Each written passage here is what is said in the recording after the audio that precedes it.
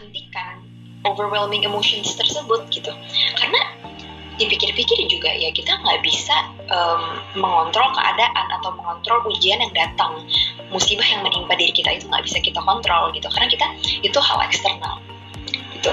Jadi jangan try not to fight it gitu, jangan coba untuk menghentikan, because they are the fuel of spiritual vitamin. Biarkanlah dulu mereka ada di sana.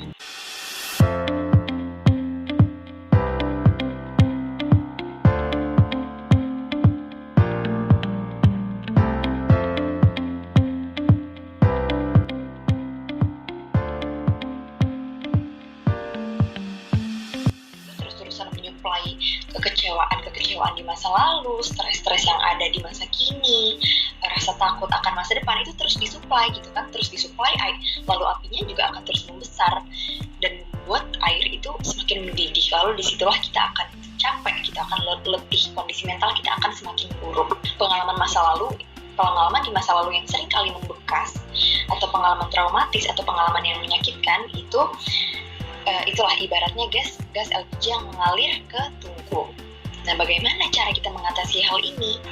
Kita semua tahu sebagian besar orang yang memiliki kemampuan finansial yang baik, ketika ia memiliki trauma atau stres atau depresi, itu akan pergi ke terapi, pergi ke psikolog atau psikiater untuk segera menyelesaikan tanggungan dan beban emosionalnya.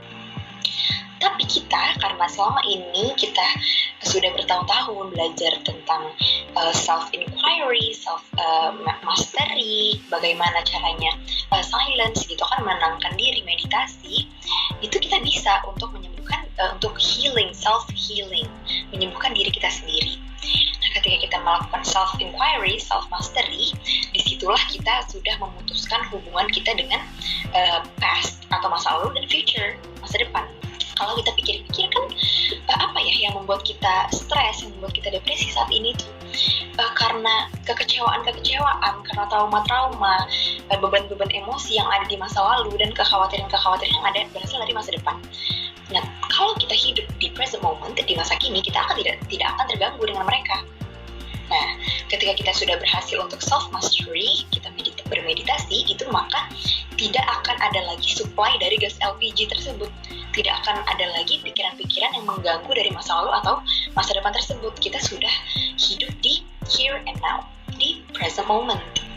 Nah, lalu sebenarnya jika kita pikir-pikir, emosi itu sebenarnya bisa diartikan sebagai suatu bentuk komunikasi yang positif yang disampaikan oleh alam bawah sadar kita ke pikiran sadar kita. Emosi ini seakan-akan mengingatkan kita bahwa ada loh aspek-aspek atau hal-hal yang miss gitu di kehidupan kita, yang lalai untuk kita penuhi kebutuhannya gitu. Jadi contohnya ketika kita merasa sedih, emosi itu mengingatkan kita, ini ada loh masalah-masalah yang belum kamu selesaikan, ada loh luka-luka batin yang belum kamu sembuhkan, makanya aku sedih gitu. Harus segera kamu selesaikan masalah dan luka-luka batin tersebut. Ketika kita sudah self-inquiry, kita sudah hidup di dalam present moment, maka kita akan bisa melihat kehidupan atau fenomena di kehidupan itu apa adanya, seperti realitanya saja gitu. Kitalah yang menjadi master dari pikiran dan emosi kita. Kitalah yang mengendalikan mereka, bukan mereka yang justru mengendalikan diri kita. Ketika kita menghadapi suatu masalah, otomatis kita akan berusaha untuk mencari jalan keluar.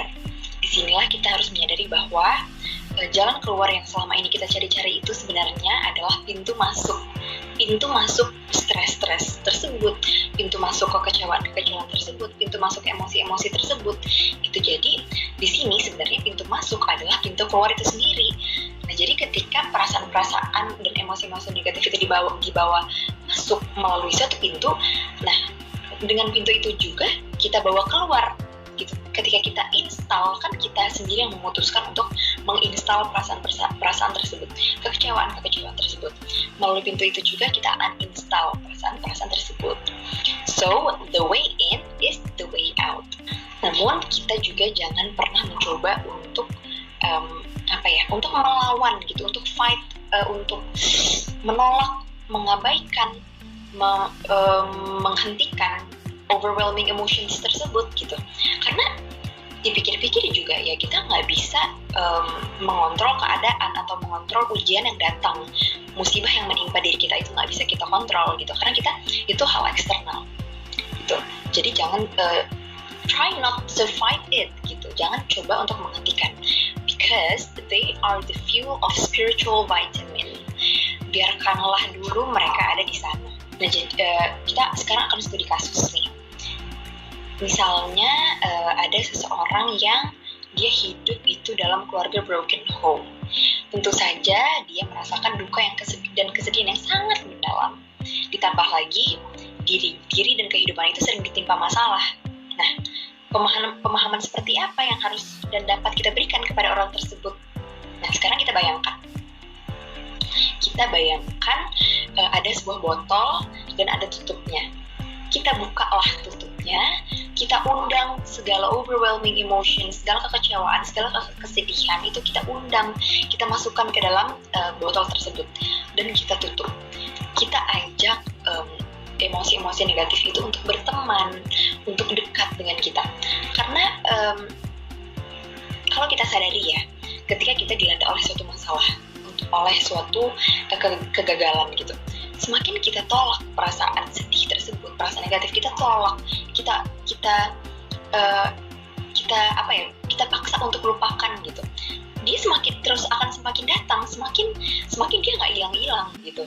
Kalau kalian juga menyadari ya, jika kita dilanda oleh suatu perasaan dan kita tolak perasaannya, semakin akan sering dia datang kepada diri kita. Karena apa? Karena jika terus-terusan berjarak, terus-terusan kita dorong, kita usir gitu, itu akan semakin sulit untuk lepas sebenarnya, karena kita belum melalui fase acceptance, fase surrender. Kita nggak pasrah kepada Tuhan, kita nggak menerima, kita malah menolak, itu nggak akan pernah lepas gitu. Karena sesuatu yang berjarak itu pasti bisa kita lihat, sesuatu yang berjarak pasti bisa kita lihat. Ketika kita bisa melihat emosi-emosi tersebut, kita akan melabeli perasaan tersebut seperti, oh ini sedih, ini kecewa, ini takut, ini marah, ini benci. Kita bisa melihat, kita bisa menamai pula dengan nama-nama yang kita berikan tersebut. Ya, kita akan terus hidup berdampingan dengan perasaan-perasaan negatif tersebut, nggak lepas-lepas.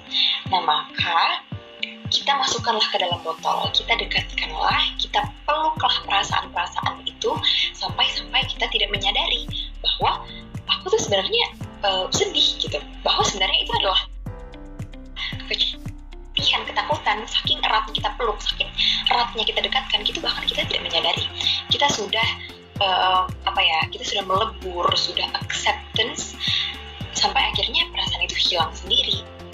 Jadi memang at some point kita sering lah ya yang namanya menolak perasaan, kita buat berjarak gitu, kita usir. Padahal sejatinya semua pengalaman dan kesadaran itu sangat erat gitu. Sejatinya pengalaman dan kesadaran kita, awareness kita itu sebenarnya sangat erat. Maka di sini marilah kita bersatu dengan kesadaran itu sendiri. Be one with the awareness. Sekian dari saya, mohon maaf apabila banyak kesalahan kata. Semoga kita semua terus bisa bersama-sama terus berproses. Wassalamualaikum warahmatullahi wabarakatuh.